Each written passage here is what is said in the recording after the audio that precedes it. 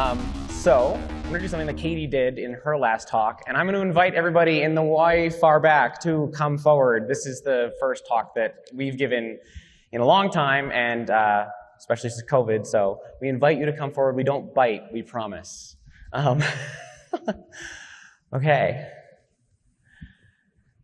So, this is Welcome to Scaling the Security Researcher to Eliminate Open Source Security Vulnerabilities Once and for All. My name is Jonathan Leitschuh. I am a software security engineer, a software security researcher. I am the first ever Dan Kaminsky Fellow at Human Security. I am a GitHub star and GitHub security ambassador.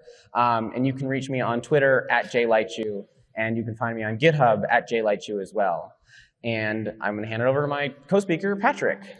Yeah, my name is Patrick Way. I work for Modern. I'm on the OpenRewrite team. I've been doing software for over 20 years, and yeah, excited to be working with you guys today. So, brief disclaimer, I'm sponsored by GitHub, and also we are discussing a SaaS offering that is available for sale, but all the tools and technologies and the processes we discuss are available for free for open source to use as security researchers. And this work is supported by the new Dan Kaminsky Fellowship. For those who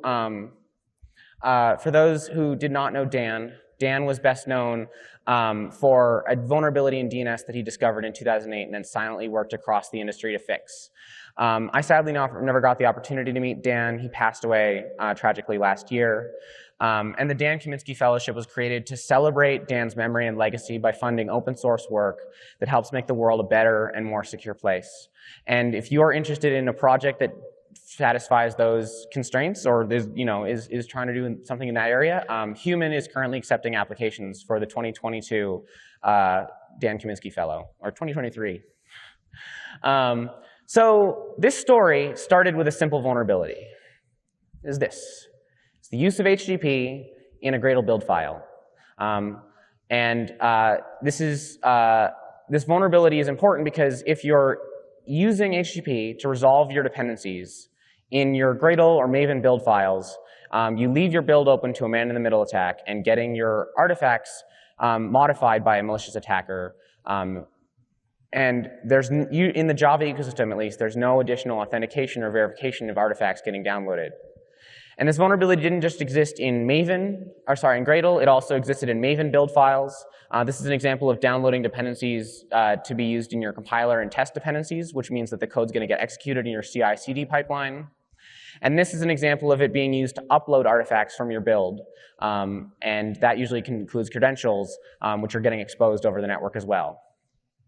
And this vulnerability was everywhere. When I started looking across open source projects, it was in the projects of Spring, Apache, Red Hat, Kotlin, JetBrains, Jenkins, Gradle, Groovy, Elastic, Eclipse, and more. Oracle, the NSA, LinkedIn, Stripe, all of these open source projects, all the open source projects maintained by these organizations were vulnerable to this. And I reached out to Maven Sonatype. Maven Sonatype is the artifact server for the Java ecosystem. They are the pip to the Python ecosystem, the NPM to the Java ecosystem. And they told me that in June of 2019, 25% of their traffic was still using HTTP instead of HTTPS to resolve dependencies. So how do we fix this? How do you deal with this widespread common security vulnerability impacting an entire ecosystem? I pushed forward an initiative that on January 15th, 2020, all the major artifact servers in the Java ecosystem would decommission support for HTTP in favor of supporting HTTPS only. And I reached out to Maven Central again, and they said that after our disclosure, a lot of blog posts, 20% were still using HTTP, even after all the communication we put out. And so you can imagine what might have happened on January 15th, 2020. Broken software. Broken software everywhere. But we stopped the bleeding. But what about the other repositories? These are only the most commonly used repositories in the Java ecosystem. Other companies host jar artifacts on their own servers, and those are not in this list. So how do we fix the rest of the open source projects that are vulnerable to this? I said, let's just try to fix it. Let's do bulk pull request generation. And so how? Well, first off, you need to identify what projects are vulnerable. And so the way I did this was by writing a CodeQL query to give me a list of vulnerable projects. And this is the query here. It's very simple. CodeQL is GitHub's code query language. And as you're every single time there's a commit to an open source project, CodeQL attempts to build that project and build a database. And as security researchers, we can run queries against CodeQL at scale. And there are 100,000 open source projects that CodeQL builds databases for currently. And for this query, the GitHub Security Lab bountied me a $2,300 bounty for this. And then on top of this, I took the list of queries, or the list of results that GitHub provided me, and I said, let's go generate pull requests. So I wrote a bot. It was in Python. It was a wrapper over the GitHub Hub CLI. It had one nasty regular expression and a lot of logic for bouncing off of GitHub's rate limiter. And this is the logic. It's actually an engine under this, but this is at a high level the logic that we use to generate pull requests. And this is the nasty regular expression. And the reason that we had to use a regular expression is because if you use an XML parser to fix XML files, when you parse the XML in and then you dump it back out after making a modification, it comes out in the format that the XML parser dumps out, not in the format that came in. And so you end up generating these massive diffs that most maintainers are not willing to accept because, sure, it fixes a security vulnerability, but it doesn't look like the code that they had originally. And so they're not willing to accept it. But the problem with a regular expression is that if you use regular expressions to solve a problem, now you have two problems. But it worked. This is my pull request feed for this vulnerability. And this is an example of the diff. You can see the replacement of HTTP with HTTPS across tons of different places in a file. And for this project, I generated 1,596 pull requests. And as of 2022, there's been about a 40% merge rate, which is, pretty solid. And for this, the GitHub Security Lab bountied me an additional $4,000 for fixing this vulnerability at scale. And I got hooked on this idea of bulk pull request generation. This is my GitHub contribution graph for 2020. These are the two peaks of my massive numbers of pull requests that I generated. It was, it's very cool to see the impact you can have. So I have a problem, and I have ADHD. That's not the problem. The problem is that I chase squirrels. I love looking and reading vulnerability disclosures, and when I read a vulnerability disclosure, I can take the knowledge that I find in that vulnerability disclosure, and I can go say, I wonder where else this is. And I can find those vulnerabilities. I can find lots of them. And there's too many vulnerabilities. I'm finding, when I do this, too many open source security vulnerabilities. This is not to say open source is more insecure than closed source. It's just that it's easier for me to find. This is an example of a vulnerability called zip-slip. And I can this is the results of a CodeQL query. And I can page through results. I can scroll through pages and pages and pages of results like this that identify and point to the exact locations in source code where there are zip-slip vulnerabilities in open source software. And so I need a solution to this problem. I need automation. And so at this point, I want to pass it off to Patrick to discuss automated accurate transformations at massive scale. Thanks, Jonathan. Yeah, Jonathan has a challenge. He definitely finds a lot of vulnerabilities, and he wants to fix the world, but it's 2020. He tried to use an XML parser, and he got a ginormous diff for a simple change. And, kind of makes me think of software engineers. We're professional automators. I mean, that's what we do. We automate tasks. Some of us have been doing it for a long, long time. But it's 2020, and we're still not able to automate our own tasks. That dependency upgrade with a breaking change or a framework upgrade, we're still slogging through the painful process of doing that update. Well, luckily, it is 2022, and we do have a solution. I'm lucky I get to work with the OpenRewrite project. And essentially, in a nutshell, OpenRewrite is a framework and an API for interrogating and transforming a compiler's syntactical representation of source code. So what is that syntactical representation? So compilers make this thing called an abstract syntax tree. And if you look at it, you can kind of see like, hey, I could do something with that tree, right? I'm a software engineer. I bet I can automate the fix that I need to make. There's a problem, though, and Jonathan's experienced this with his XML parser.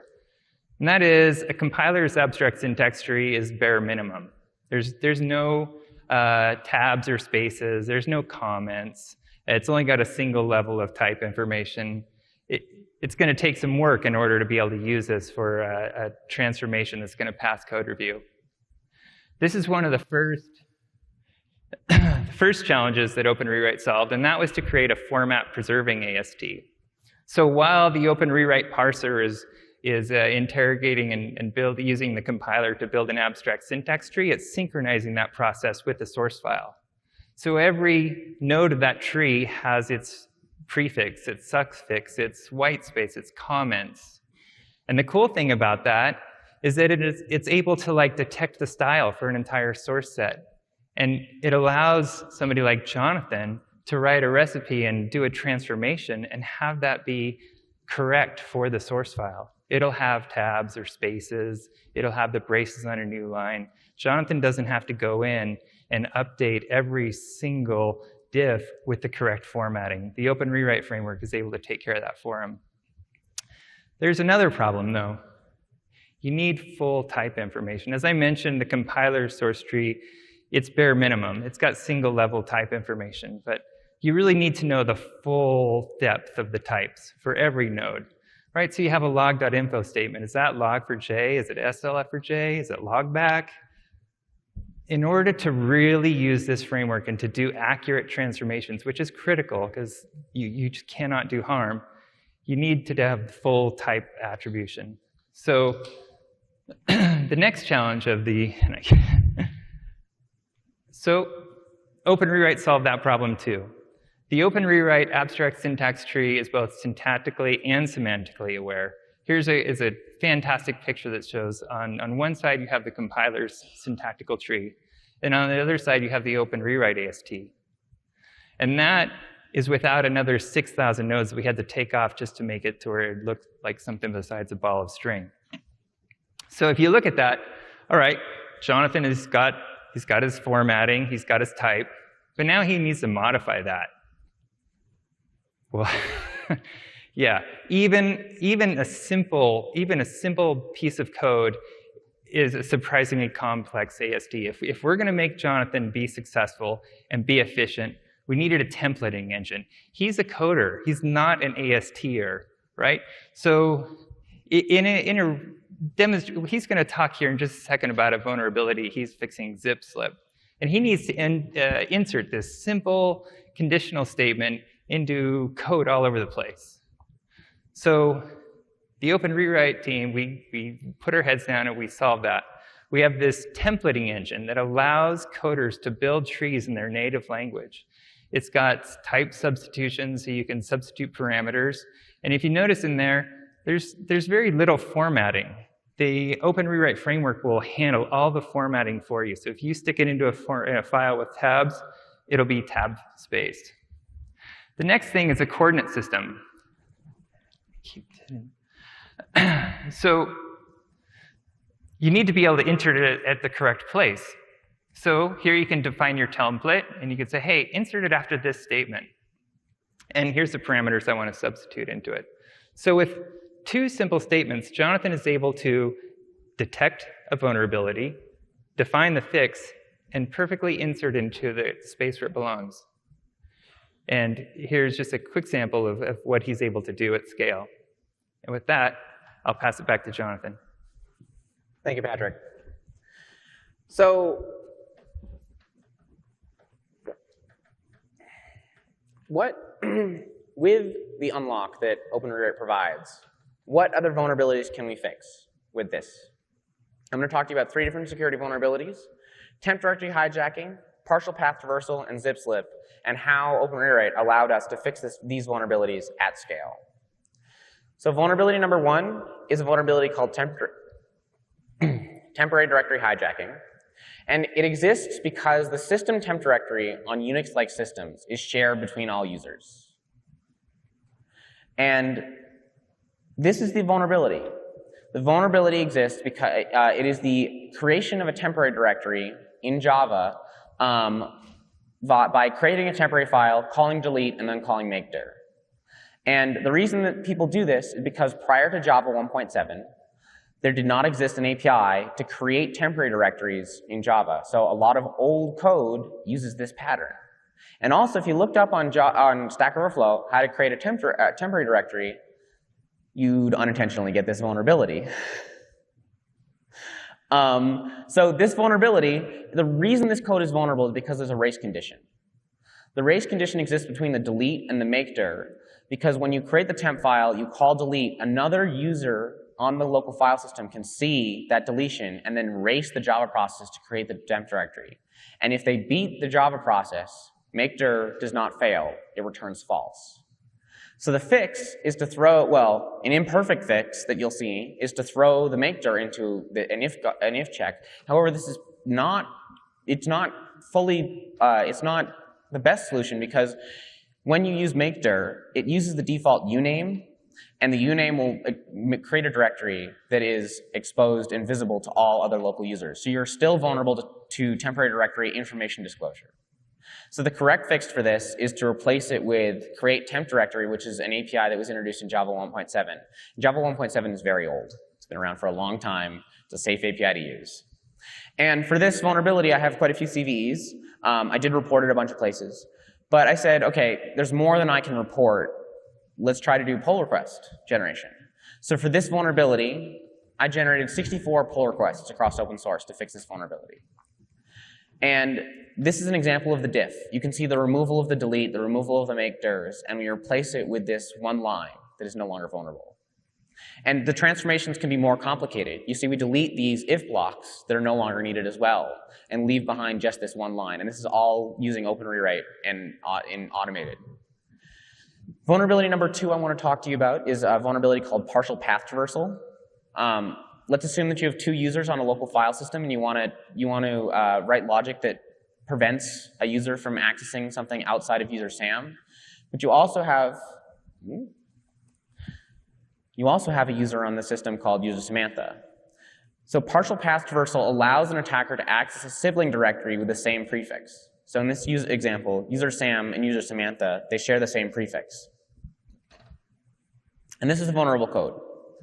And it's vulnerable because when you have a new file in Java and you call getCanonicalPath on it, you'll notice that the string that's returned is missing the trailing slash that you originally had in the file.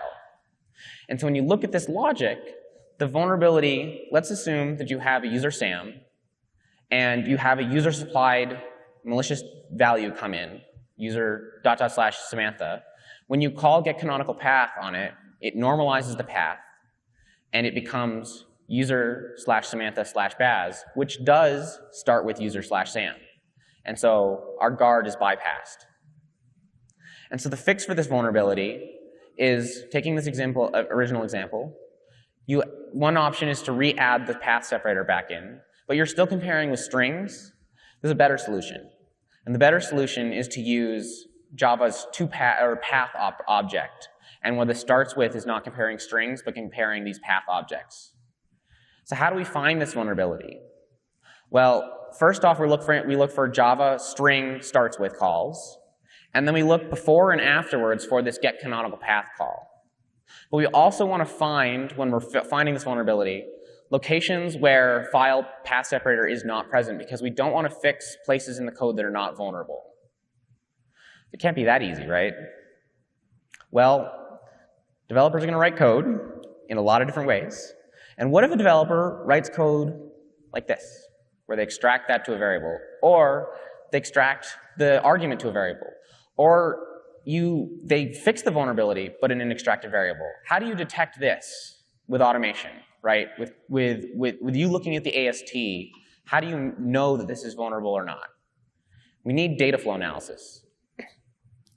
Data flow analysis allows us to determine what a variable might be at runtime. So for example, we can look back and see that this get canonical path gets assigned to this variable and flows to that use. And also for the other argument, it also happens. And data flow is not just single step. It can operate through multiple steps and more complicated chains of calls. Data flow allows us to uncover hard-to-find vulnerabilities and prevents false positives. And this is the data flow API. If you've written any CodeQL, which I know that most of you probably have not, but if you've written any CodeQL, the data flow API that I created for this is very similar to CodeQL's. So if you learn CodeQL or you learn OpenRewrite, you can translate your knowledge back and forth between these two very easily. And this is an example of the fix. You can see that the file get parent file, we pull that back out into the new line that we're fixing and fix this vulnerability. And the third vulnerability that I want to talk to you all about, is zip-slip. Zip-slip is an old vulnerability. It was originally discussed, I think, years and years ago in Frack magazine. But SNCC did some research about this vulnerability more recently. They did some research in 2018 and found a bunch of projects that were vulnerable to zip-slip still and reported this vulnerability. Unfortunately, some of the fixes that they found and they reported, the fixes were somewhat incomplete, as I discovered in some of the work that I did. Zip-slip fundamentally is a path traversal vulnerability while unpacking zip files, because zip files are entry names to zip contents. And this is zip-slip in Java. The vulnerability exists because of this little bit of logic where you're getting the name from a zip entry, and that value, which could be a path traversal payload, is flowing to the creation of a new directory. And so this can lead to remote code execution because you can unpack the contents of a zip file entry over an executable file, and that like bin bash, right? And that can lead to remote code execution. And zip-slip is complicated, and it's complicated to fix. And the reason that it's complicated is because you need to add this guard to prevent this vulnerability. So the problem with this is that not only is this a valid fix, but this is also a valid fix. How do you determine, and again, we don't want to fix vulnerabilities that are not present. So you need to detect the vulnerability's presence, or if it's not present, and not fix vulnerabilities that are not present. So how do we determine whether or not this is protected against adequately? And the answer is we need control flow analysis. And this also didn't exist in OpenRewrite, so we added it. And it lets us determine if this logic, this guard, is present or not, and helps us determine whether or not to fix the vulnerability. And this is control flow analysis. This graphic was created by my wonderful intern, Shyam, to display, and it creates a graph that displays the control flow through an app, through a chunk of code, where there are basic blocks which are made up of the sequence of operations that are going to occur concurrently, and then there are condition nodes where there are points where the logic will jump. And for zip-slip, in this case, if we build the control flow analysis graph, we can see that this is properly guarded against by traversing the control flow graph and seeing that there's a guard in place for the starts with call, that when it's false, or when it's false, that vulnerable logic will not be reached. And this lets us know that the vulnerability is not present and that we don't need to fix it. And so when we put this all together, all these bits of technology, data flow analysis, control flow analysis, we're able to fix zip-slip across open source. And this is an example of the fix that we generated for one of the projects. Here's another one where we also clean up the file constructor while we're working on it, just to be good developers. And then, yeah. So at this point, I want to talk to you about the complicated nature of pull request generation. But if you've got security vulnerabilities, we'll give you a pull request. This is a problem with pull request generation. One of the problems we have is how fast can we generate pull requests? If you want to generate a pull request, you have to do 3 different things. There's file I/O, Git operations, and GitHub API calls. File I/O is free, basically, it's on your machine. Git operations are free on GitHub, And GitHub API calls are rate limited, so you have to consider how many of those you're making. So the first thing you do, check out the source code, branch and apply the diff, fork the repository, which is the first API call to GitHub. Rename the repository on GitHub, and this is important because if you're forking tens, hundreds, thousands of projects, you're going to end up with name conflicts, so you need to rename it to a non-conflicting name. This clicker is being a little fidgety. You push the change, and then you create a pull request on GitHub. So for this, we have 3 API calls to GitHub. And for each one of them, they expect you to wait at least 1 second per API call per user. And on top of that, there's additional rate limits that exist on top of these that they somewhat document and you have to deal with. So if there's anybody in the audience from GitHub, make my life a lot easier as a security researcher. But we made it this far. We've detected the vulnerability, we've detected the style, we've fixed the code, and fixed the code in the way that matches the style of the developers, and we've bypassed the rate limit. How do we do this for all the repositories? And for this, I'm going to pass it back to Patrick. Thanks. Well, you'd never know from the duck. He's a very humble guy. But what he failed to mention is that control flow and data flow did not exist in OpenRewrite prior to Jonathan and Shyam. These guys, they put their heads down. They had a need for data flow and control flow, and it's not easy. But they pulled it off. They put their heads down. They worked hard, and on behalf of the community, we definitely want to thank him for their efforts. So the next step, right? He's got his pull requests. He's able to find these vulnerabilities across thousands and thousands of projects. Well, Modern provides a free service for open source projects. So far, it's got 7,000 projects ingested into it. You can run any of its 800 plus recipes to transform or interrogate software at scale and generate and update your pull requests. So, I'm going to mention framework migrations in the context of security context here. One of the great things about being able to automate code transformations, let's take, for example, JUnit, the 4 to 5 migration, and Spring Boot 1 to 2. In order to be secure, you need to get your app from Spring Boot 1 to Spring Boot 2. In order to get from Spring Boot 1 to Spring Boot 2, you've got to go from JUnit 4 to 5.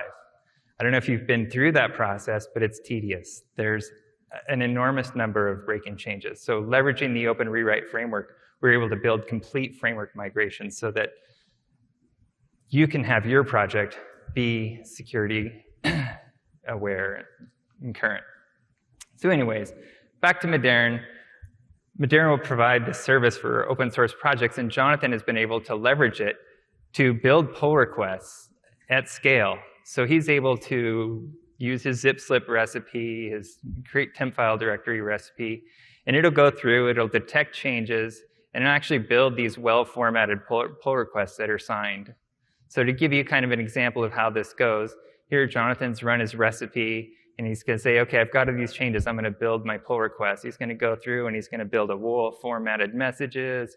He's going to sign his pull request, give it a GPG key, and say, hey, go off to the races and build pull requests and send these to all the maintainers. And so this is what Jonathan was able to leverage. It was the last step in the work that they've put together with their security recipes and control flow and data flow. And with that, I'll hand it back to Jonathan. But there's more than 7,000 repositories in the world, right? It's great that OpenRewrite indexes those projects, but there are more vulnerabilities than just that. So how do we identify the other vulnerable projects? So bringing it back to what we talked about before, I want to talk about CodeQL again. You can write a CodeQL query that gives you a list of projects that are vulnerable. CodeQL indexes over 100,000 open source projects and 35,000 Java projects. And so you can write a query and run it against all these projects and find the vulnerable projects. And that'll give you a list of projects that you might want to, that are good candidates to fix. And then contribute that list to this repository, and this will make OpenRewrite and Modern aware of those projects, so you can write recipes to fix those vulnerabilities in those projects. And so finally, with all of these parts, let's go generate some pull requests. And this is what I did. Across all of these different projects, I have generated quite a few pull requests. The last 3 are what we've discussed and were made possible by the work this year. For the new pull requests that I've generated in 2022, there have been over 590. One of these projects on this list, the CVE 2020 array hostname, our hostname array overflow. That one was actually done by the GitHub Security Lab team using the Python bot that I wrote. But the rest of them were generated by me. And for all of these other projects, in total, I've generated over 5,200 pull requests to my name. And one project was the unhappy recipient of 3 of the pull requests that I did this year. This was a Perforce project, actually. You'll probably be seeing some CVEs out of this. And this is my contribution graph, my GitHub contribution graph for 2022. And you can see the contribution, the number of contributions compared to the rest of the year. So I want to talk about some of the best practices for bulk pull request generation. Messaging. You're interacting with maintainers. In the process of doing this, you're interacting with real people. And developers are pretty normalized to having bugs reported to them, but not necessarily security vulnerabilities. Security vulnerabilities are like you're telling the maintainer, not only have you written the wrong code, but you've also potentially exposed your end users to risk. And that's a little bit more sensitive to these people, to the maintainers. So you need to be conscious of that. This is a great saying.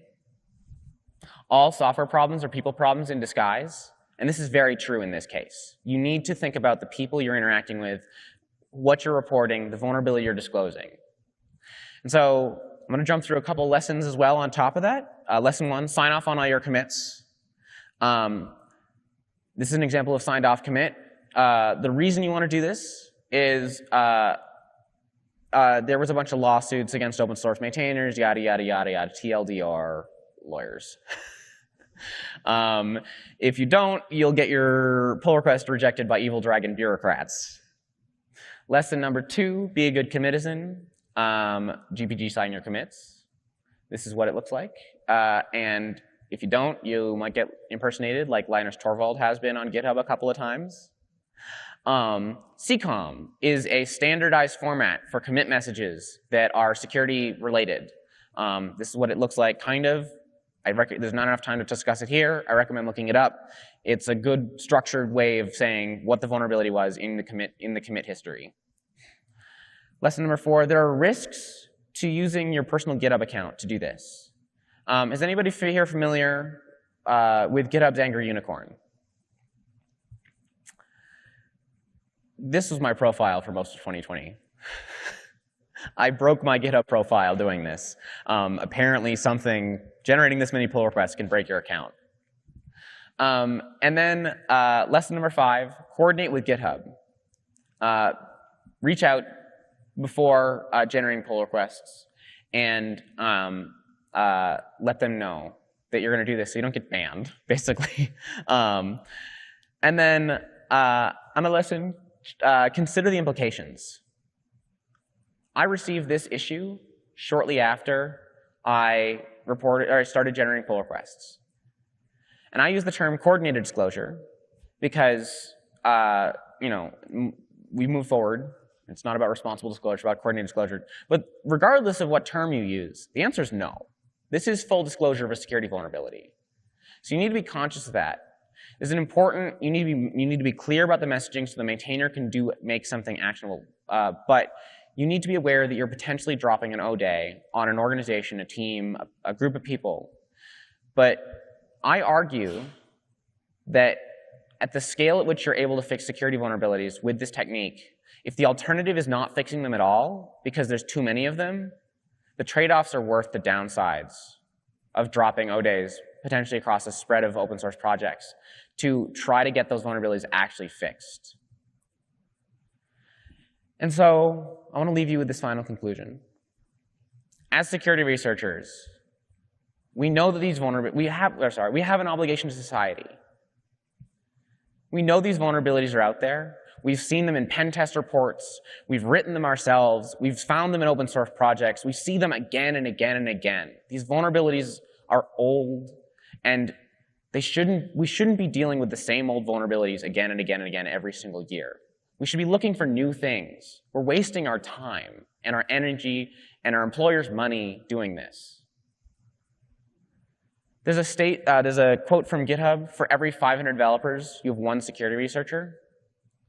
The statistics, the odds are stacked against us. The number of vulnerabilities being developed and written by developers, there's not enough of us to get these things fixed, to identify them, to report them. It just doesn't scale well. And so I argue that this technique of bulk pull request generation is the best way to scale our knowledge of math, science, technology, and security vulnerabilities to have the highest positive impact that we can in the open source world and the security of our organizations.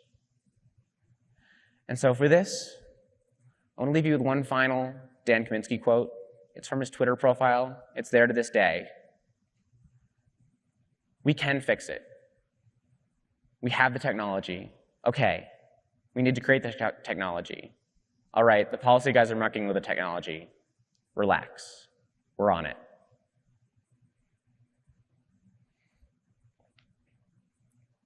And so I want to leave you with some sound bites. Learn CodeQL.